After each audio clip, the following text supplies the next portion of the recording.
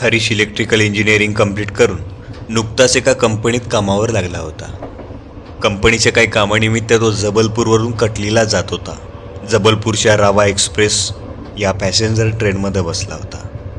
त्याची side lower sheet होती. तो स्वतःच्या सीटवर बसला आणि प्रवासाचा आनंद घेऊ लागला.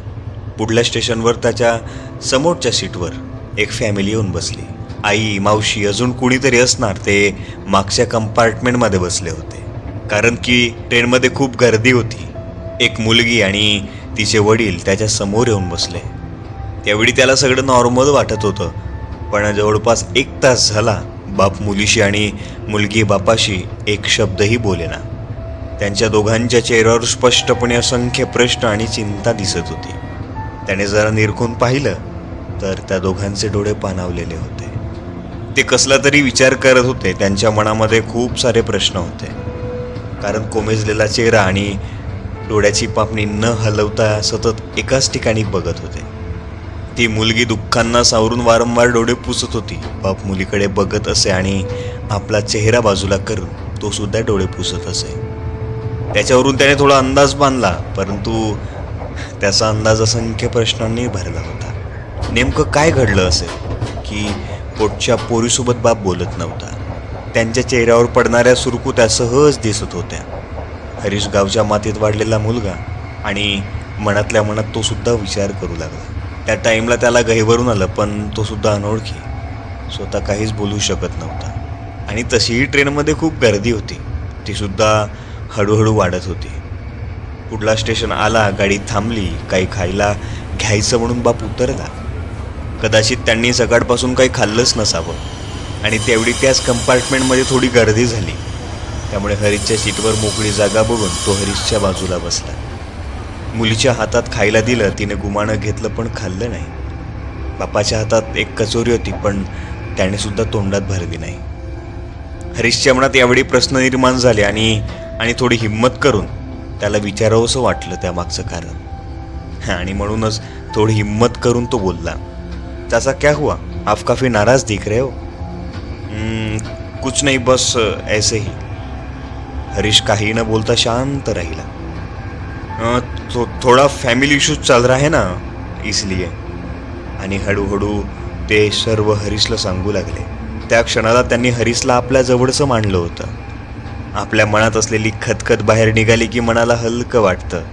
आणि म्हणूनच की काय ते हरीशला सांगू लागले.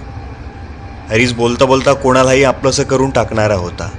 त्या अनोळखी माणसाला त्यानं आपलंसं करून टाकलं होतं. त्यावेळी वडील हरीशला सांगत होते की मुलीच्या लग्नात नवऱ्या मुलाला बुलेट घेऊन देणार होते, पण लग्नात खर्च जास्त झाल्यामुळे बुलेट घेऊन देऊ शकले नाही.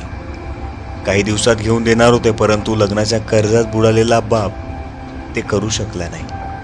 त्या क्षुल्लक कारणावरून तिच्यासोबत सासरी दुय्यम दर्जाची वागणूक दिली जात होती आणि नवऱ्या मुलाकडून रोज भांडण होत होते. हरीश हे ऐकताना सुन्न झाला होता. कारण त्याने कधीच असा प्रसंग बघितला नव्हता. त्याच्या गावाकडे असं काहीच घडत नव्हतं. आजच्या या युगामध्ये असे प्रकार घडतायत हे ऐकून तो कसावीस झाला. आणि त्यामुळेच मायबाप मुलीला घरी आणायला गेले होते. अजून काहीतरी खूप वाईट प्रसंग घडला असावा असा त्याने तर्क लावला. कारण की त्यांच्या चेहऱ्यावर त्या 3 तासाच्या प्रवासामध्ये थोडीशीही स्माईल नव्हती. नाही ते एकमेकांशी बोलले, आणि बोललेच तर फक्त लोकांना बसायला जागा देण्यासाठी, नाहीतर एकमेकांकडे ते फक्त बघत होते.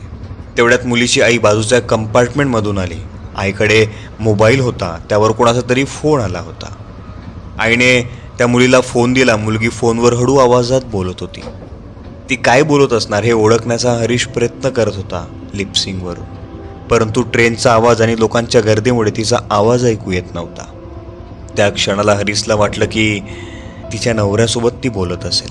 बोलता बोलता ती डोळे पुसत होती आणि बोलत होती. ती अर्धा 1 तास फोनवर बोलली आणि फोन ठेवून दिला. बाप 5-10 मिनिटांनी मुलीजवळ बसला, पण तो सुद्धा एक शब्दही बोलला नाही. त्या मुलीला माहीत आहे की माझा बाप माझ्या पाठीशी खंबीरपणे उभा आहे. एक शब्दही बोलत नसला तरी, कितीही संकट आली तरी तो माझा बाप आहे. मुलगी नवऱ्यासोबत कितीही प्रेमाने राहिली किंवा तिला कितीही समजून घेण्याचा प्रयत्न केला तरी ती आपल्या नवऱ्याची राणी होऊ शकत नाही. आणि झालीच तर असे हे क्वचितच उदाहरण आहेत. एका सर्वसामान्य घरात, ज्या घरात कष्ट हा एकमेव पर्याय असतो, तिथे 100तून 80% नाहीच बनू शकत. परंतु मुलगी जेव्हा बापाच्या घरी असते तेव्हा तो बाप सर्वसामान्य असू द्या, कष्ट करणारा असू द्या, पण त्या बापासाठी ती मुलगी त्याची लाडाची लेक असते. कटनी स्टेशन आला. हरीश गाडीतून उतरून निघाला हॉटेलच्या दिशेने. परंतु हा काही तासाचा प्रवास त्याच्या आयुष्यात कधी न विसरणारा ठरला.